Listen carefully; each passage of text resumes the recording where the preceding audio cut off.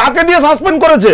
যে ববি হাকিম নিজে বলেছেন যে যারা মুসলিম সম্প্রদায়ের নয় তাদের জন্ম হচ্ছে বৃথা, তো তাকে দিয়ে তারা সাসপেন্ড করিয়েছেন।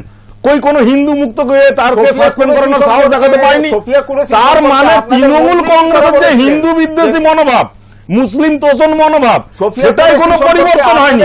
এটা তারা খালি নাটক করেছে, নাটক করেছে। এক মিনিট, এটা ইন্টারেস্টিং টুইস্ট পারছো আপনি, ব্যাপারটা খেয়াল করলেন না। যেটা যে অভিযোগটা করলেন এইমাত্র বসে অমলেন্দু, যে একজন মুসলিম নেতা, মুসলিম বিধায়ক, তাকে সাসপেন্ড করতে তৃণমূল কংগ্রেসের একজন মুসলিম নেতাকেই সাংবাদিক সম্মেলন রাখতে হলো। ঘোষণা করলেন একজন মুসলিম নেতা, কোন হিন্দু নেতা নয়। মানে আমি এটা বুঝতে পারলাম, ওনারা বোঝাতে চাইলেন আমরা মুসলিমদেরকে তোষণ করি, আমরা মুসলিমদের তোষণ করি, ও আমাদের ভোট ব্যাংক কাটছিল। আরে ওটাই দেখছেন, ওটাই দেখছেন। উনি যেই ঘোষণা করেছেন আমি অন্য দল করবো, বাস্তব কথাই আপনারা ভয় পেয়েছেন।